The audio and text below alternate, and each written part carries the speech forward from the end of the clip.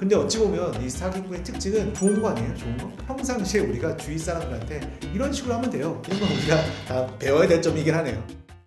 네, 시청자 여러분 안녕하십니까? 저는 변호사이자 강사이자 유튜버인 홍대겸이라고 합니다.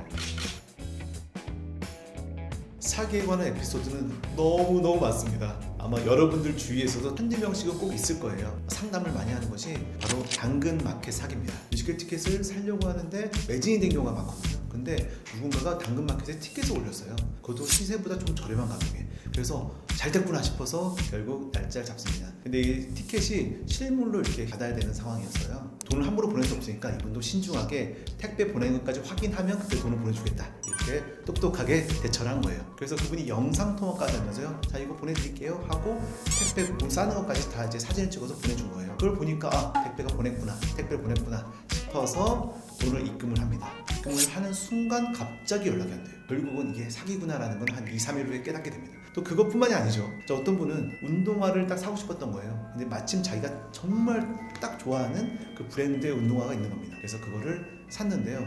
자, 그것도 마찬가지로 인증을 해달라고 해서 결국 이 넣는 것까지 인증을 다 하고 보내는 그 순간까지도, 그리고 심지어 택배를 받을 때까지 연락이 됐습니다. 근데 택배를 받고 나서 그 다음에 열어봤더니 자기가 원했던 운동화가 아니라 완전 헌 신발이죠. 고무신 같은 그런 신발이 들어있었던 거예요. 나중에 따졌더니 그때부터 연락이 또 안 되는 거죠. 이런 경우들이 사실 너무 비일비재하고요. 너무 많습니다. 정말 안타깝게 생각하고 있어요. 자, 사실은 아무리 똑똑하거나 사람을 안 믿는다거나 다 필요 없습니다. 걸리면 당하게 돼 있어요. 사기 당하는 변호사가 정말 많습니다. 저도 옛날에 20대 초반에 그때 아무것도 모를 때 그때 한번 사기를 당한 적도 있거든요. 아무튼 정말 지식과 사회적 지위와 상관없이 사기는 많이 당하죠.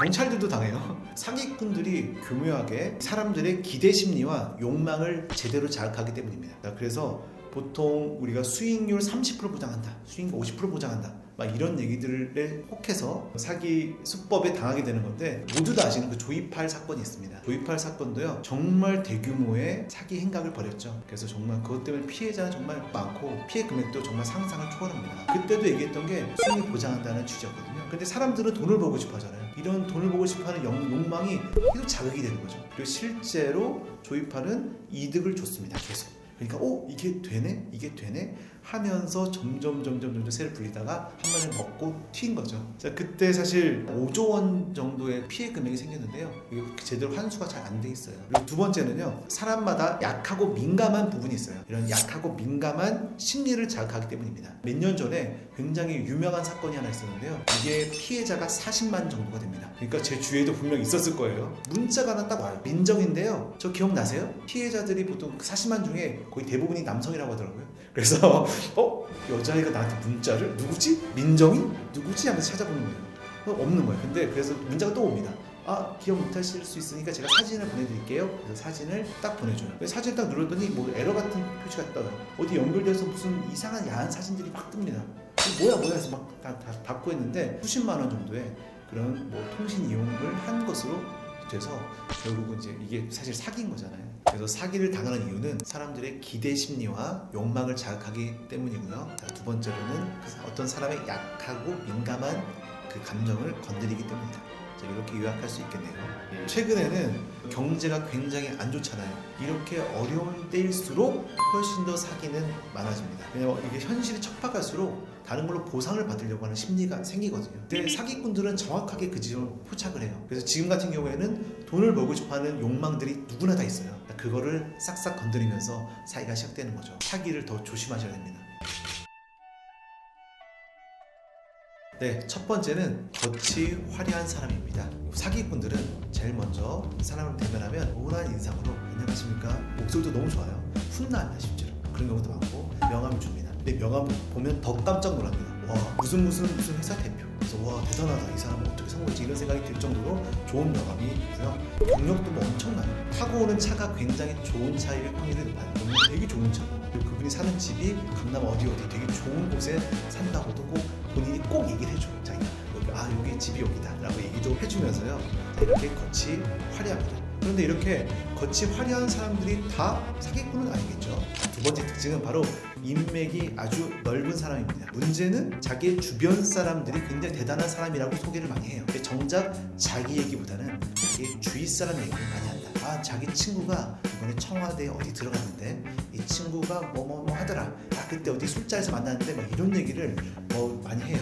뭐 가끔씩 연락하면서 자기한테 뭐 형 동생 하는 사이다 이런 얘기들을 계속합니다. 자기 얘기보다는 주위 사람들을 막 자랑하는 이런 인맥이 넓은 사람이 또 사기꾼의 특징이 될 수 있습니다. 그리고 세 번째는 다 퍼주는 사람이에요. 자, 다 퍼주면 너무 좋죠. 사실은 좋은데 사실 모든 인간을 그렇게 다 퍼주지 않습니다. 가족이 아닌 이상, 연인이 아닌 이상은 이렇게 다 퍼주기 쉽지 않아요. 그런데 처음 만났는데 갑자기 너무 잘해줘서 다 퍼주려고 해요.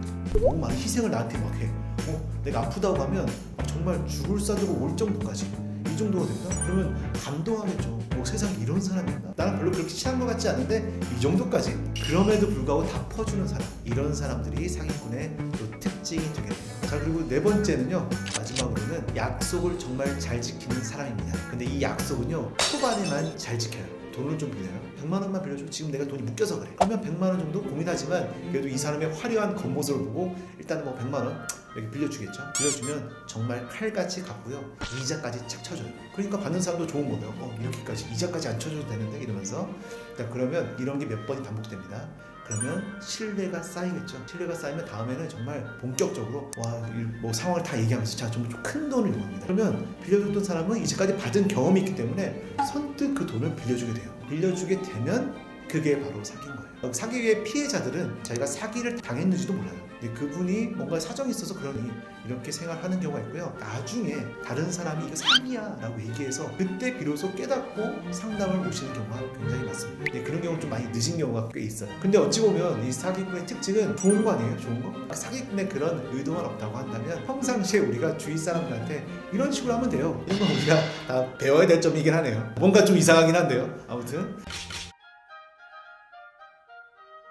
사실 자기가 지금 그 사기꾼이 당한 내용이 너무나 매력적일 거예요. 이 매력적인 내용을 가족이라든지 친구들한테 얘기했을 때 그 친구들이 괜찮은데? 너무 좋은데? 이렇게 얘기해주면 그건 사기가 아닐 가능성이 높아요. 하지만 가족이나 친구들이 그걸 봤을 때 이거 이상한데? 이렇게까지 준다고? 이건 좀 사기 아니야? 라는 말이 나오면 그때는 의심을 해봐야 됩니다. 그래서 사실은 사기에 빠진 피해자는 자기가 사기를 당한지도 몰라요. 모르고 있어요. 정말 끝까지 믿고 있어요. 재판 때까지도 믿고 있는 경우를 본 적이 있습니다. 그런데 주위 사람들은 그걸 명확하게 알 수 없거든요. 다른 사람한테 꼭 물어봐야 됩니다. 다른 사람들한테 물어보는 거 말고 당사자, 사기꾼한테 사기인지 아닌지 검증할 수 있는 방법이 있어요. 자, 사기꾼에게 요구해야 될 게 반드시 있습니다. 돈을 만약에 빌려주게 된다. 그러면 반드시 차용증을 써야 됩니다. 물론 사기꾼은 괜히 미안하게 만들 거예요. 괜히 성질을 내면서. 사기꾼의 특징이 또 화를 잘 내거든요. 아니 날 못 믿냐 이런 식으로 나오면 피해자들은 그래요? 이렇게 넘어가는 경우가 있어요. 그럼에도 불구하고 차용증을 쓰고 서로 딱 계약서를 써놔야 됩니다. 서면을 남겨놔야 되고요. 더 좋은 거는 공증까지 받아놓는 것도 좋죠. 공증 뭐 어려운 거 아닙니다. 공증 사무소 가서요 받으면 돼요. 공증이라는 거는 이 두 사람이 썼다는 것 자체를 확인하는 거거든요. 확인하면 이거 나중에 법적인 자료로 당연히 쓸 수 있기 때문에 공증을 받아놓으시면 좋습니다. 근데 이거를 만약에 거부한다, 극렬히 거부하고 절대 안 하려고 한다? 그러면 그 사람은 사기꾼일 가능성이 아주 높습니다. 그래서 꼭 한번 물어보십시오. 차용증 써줄 수 있는지.